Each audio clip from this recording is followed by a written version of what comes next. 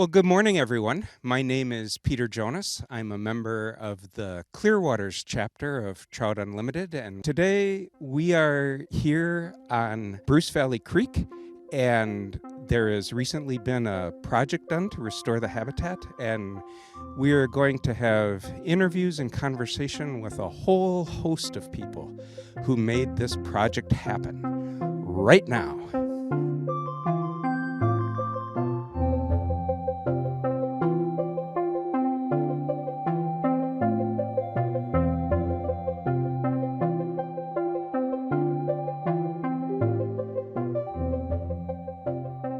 So we are here with Bob and Bill Thoma, and they are the landowners who this stream is running through private property with a public easement. And often a public easement is important for the funding for these projects.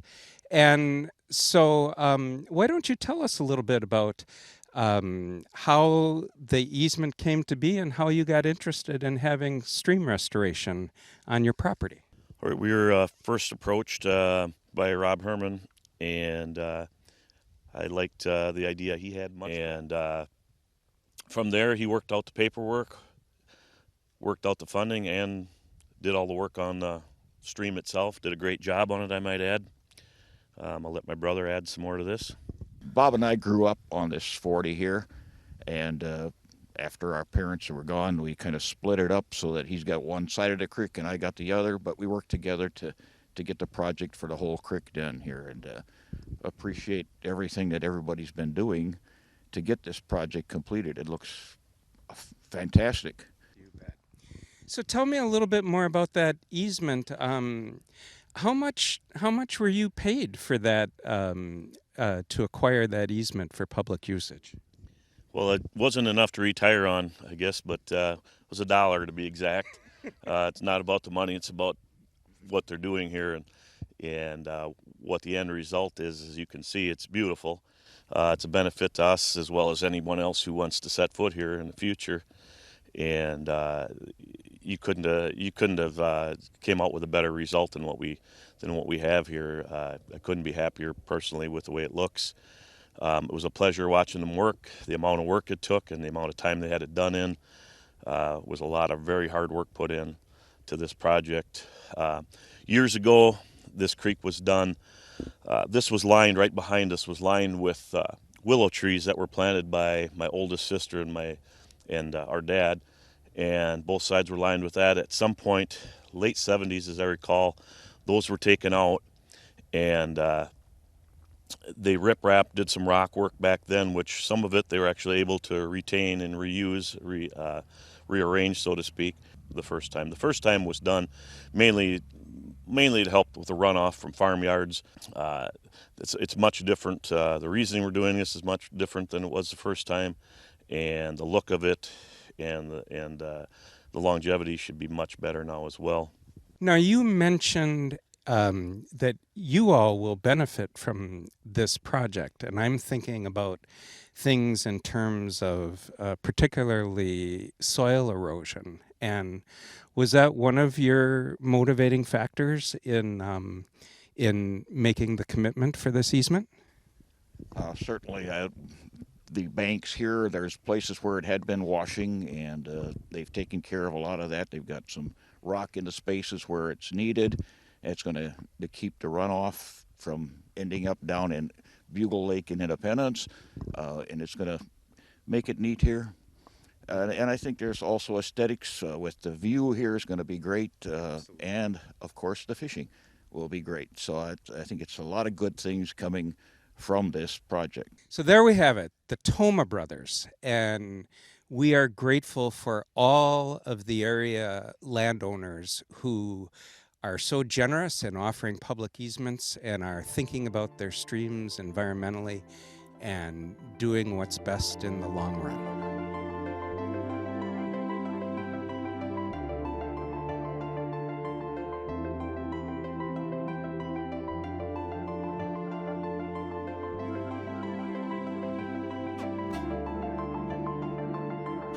So now we're here with Junior Prudlick and Rich Wright, and they are members of the Associated Conservation Clubs of Trempealeau County.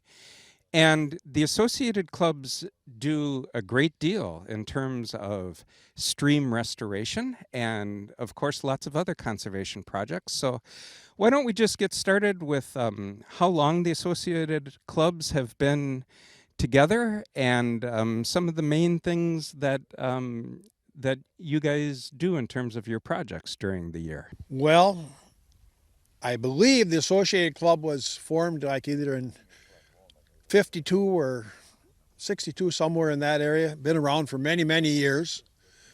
I've been involved in it for like the last 25 or so. All 9 clubs work together throughout the county to try to accomplish things that one individual club can't, like purchasing land and things like that. Purchasing land has got to be harder now because of the value. So we've gotten into other things like buying rock for this project here and many other projects throughout the whole county. We also sponsor hunter safety, and every club has a fishing day, things like that. Junior, so you guys purchased the rock for this project, and tell us a little bit about maybe some of the trout stream projects you've been involved in the area, and also, just for the people who aren't familiar with these sort of projects, what the rock is actually used for. As Rich said, we've been doing this for many, many years, and the rock is the main stabilizer along the stream banks. It also provides habitat with the nooks and crannies for some of the invertebrate and the fish themselves.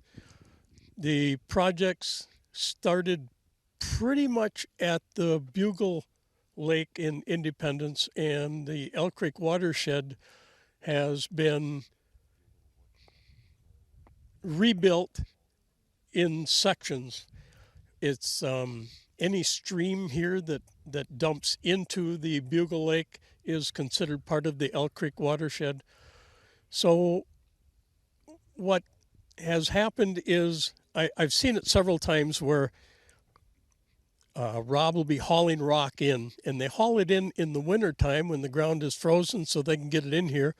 And then in the summertime, they come in and totally reconstruct the stream bank, repair it, and just extend the life of the stream bank, take it where it has come from a geologically old stream to a stream that is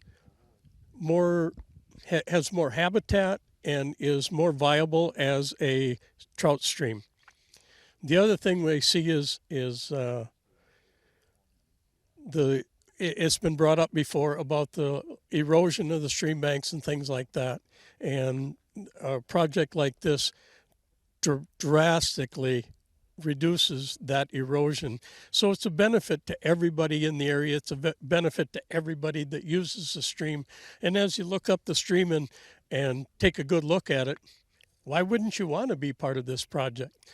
We've had workers help out, and one thing I want to put a plug in for is the Elk Creek or the Elk Rod and Gun Club.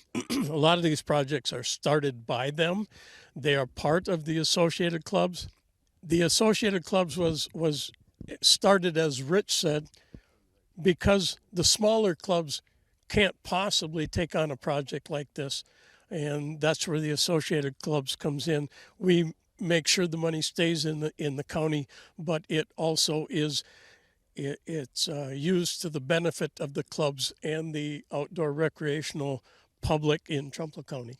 Yep. What we really need, what this video has to reach people about, is something that Rich brought up.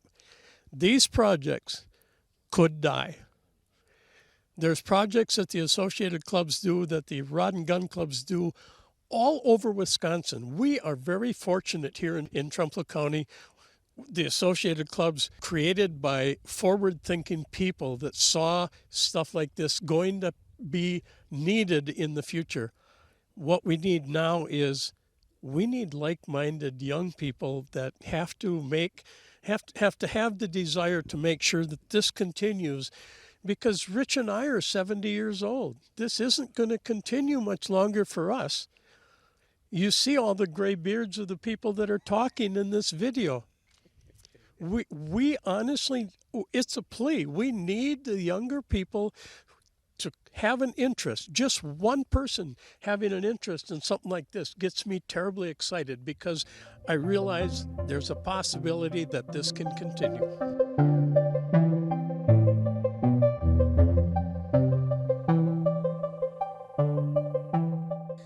So now we're here with Mike Blaha, and he is a friend and an ally with the Elk Creek Rod and Gun Club, and they have done fantastic work with trout streams and other environmental projects. And Mike, why don't you just give us a little bit of overview related to the projects that Elk Creek Rod and Gun is involved in?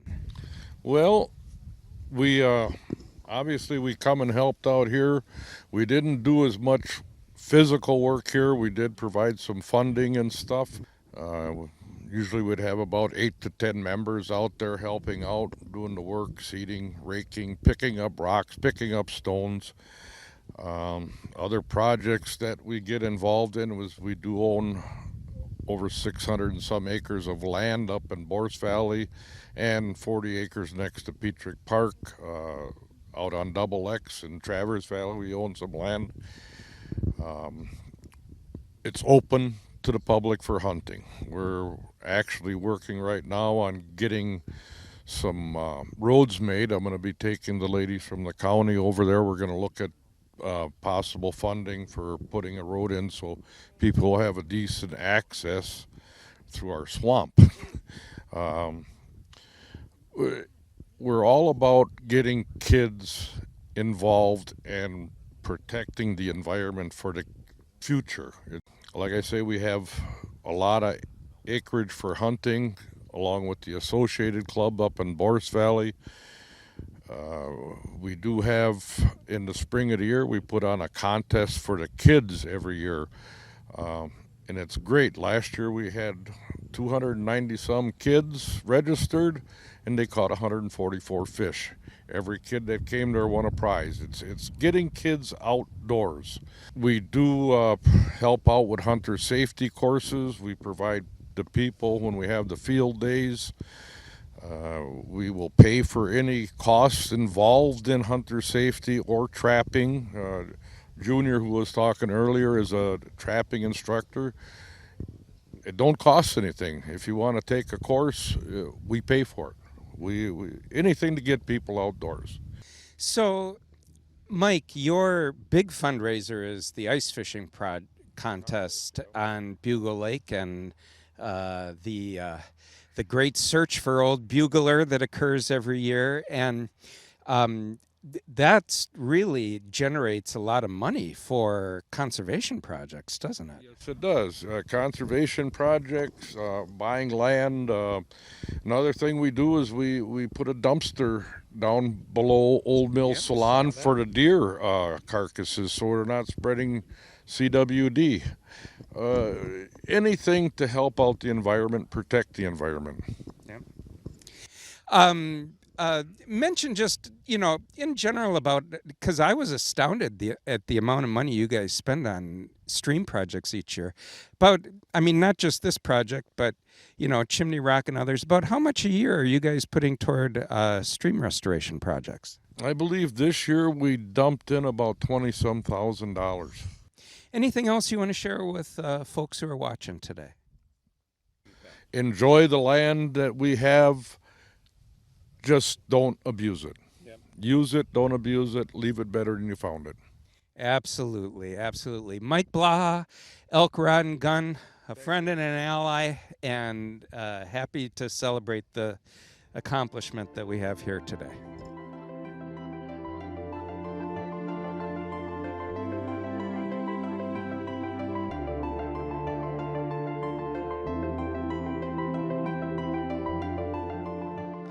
So now we're here with Paul Cron, and Paul is a staff person with TU DARE, which is the Driftless Area Initiative, and That is one of our beloved projects in the National TU organization, Trout Unlimited. So, Paul, why don't you just tell us a little bit about TU? Give us an overview of TU Dare, and then we'll kind of get to where you were involved in this particular project. The TU Dare program, it's been around for almost 10 years. It started about 10 years ago. So it's that is federal money. It's actually a grant with NRCS. And what it is, it's funds that are specifically directed towards the whole driftless area. So it includes Illinois, Iowa, Minnesota, and Wisconsin. And it's a grant that is kind of a subset of the EQIP program, which is the cost share program for soil and water conservation practices with NRCS. Currently, there's like $9.2 million in that program. We're on our last year. It actually ends next August. But in the meantime, we are applying for a renewal of that grant to try to get an additional 5 years. It may be a little bit less money, but it's still money that's going to go into the driftless area. And this money focuses primarily on improving stream corridors and trout habitat. So, in the driftless area, a lot of the issues are stream bank erosion and sedimentation. So this program will address that by stabilizing the stream banks.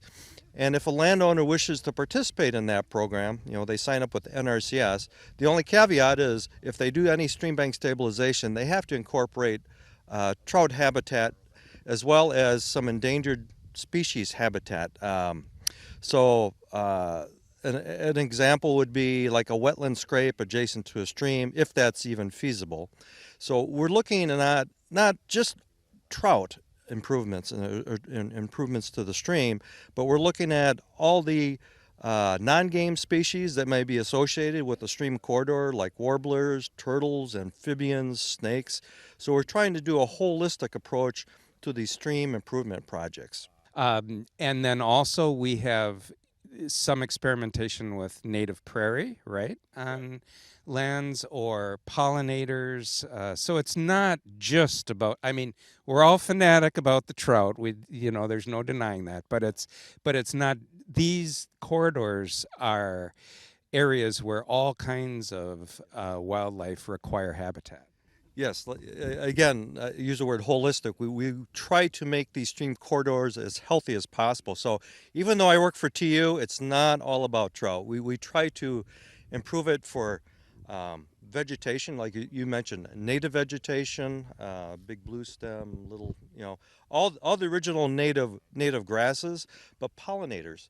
Pollinators is a big thing. We're losing bees. So we try to incorporate flowering species, native species along these stream corridors. So Paul Cron, Driftless Area Initiative and TU Dare, he's been a super partner for us, not just on this project, but on several in the area. And thanks a lot today, Paul. Okay.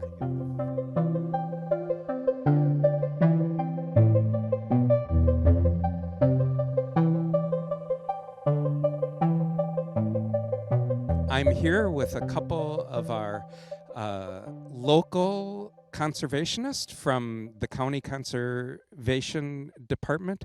We're here with Charmaine Anderson, who is our county conservationist, and Haley Passow, who is you're our technician, right? Is that the correct title?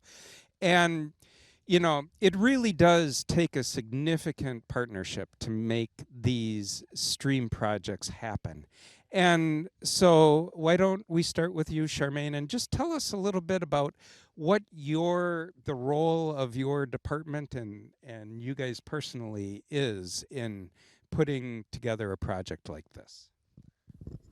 Yeah, so our role is that we do provide county cost share funding for projects like this. We do encourage landowners, if they do have streams such as like a trout stream like this, to have it restored. So with that, we do have applications online that the landowner can apply for. Then we come out and do a pre-construction meeting just to see what it looks like before we do, get any boots on the ground. And Haley, she does a lot of the surveying work too. And so our staff will come out here, survey the land, determine uh, the shaping, and then the stream banks, slopes, and also riprap, and just try to reconstruct the streams to be functioning again. So that is our role that we do in this county. Why don't you just talk a little bit about the environmental benefits of a project like this? So some of the environmental impacts that these projects have is stabilizing the banks, which also hold back the soil, and that the soil eroding causes a lot of issues downstream. It could be silting in the habitat. It could be bringing more of the nutrients down the streams and then depositing into either the Mississippi River, or if it's going into a lake, then it's all depositing into there. So we're losing our depth of water in any of our water systems. We're also increasing a lot of the nutrients. So that includes phosphorus and nitrogen, and a whole plethora of different nutrients that are going in, which then, if there's too high of them, it causes a bad environmental impact on them. It could cause algae and just all kinds of different things, fish kills. I know the big thing lately has been at the Mississippi Delta, which a lot of our streams actually feed into the Mississippi, so it all gets down to the Mississippi Delta there at the end of the Mississippi, and that's causing a lot of fish kills, and the sediment is depositing, so it's getting too shallow and too much of the nutrients. So helping decrease the erosion is a huge part in making our streams healthier and also downstream.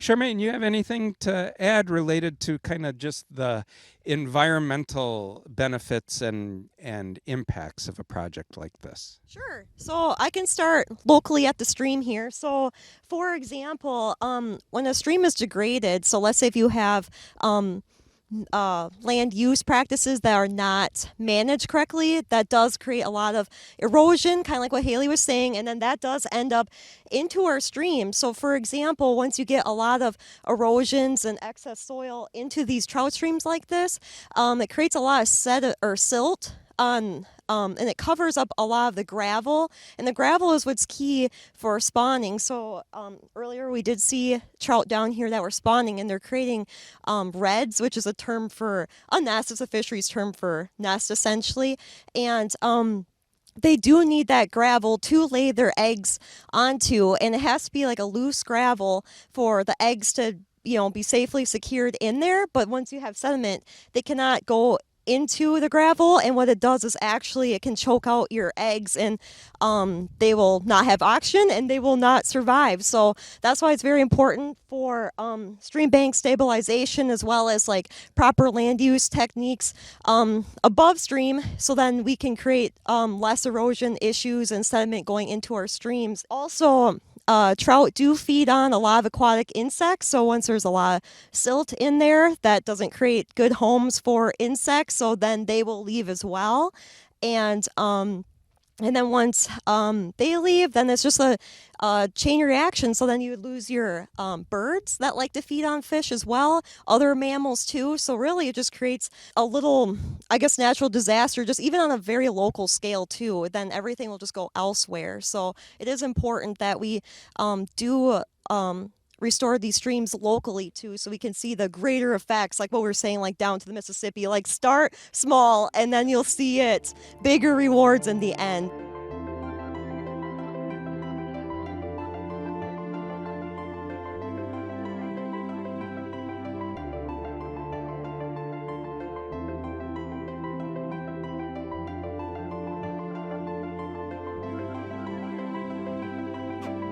Okay, and batting cleanup, we have here Rob Herman.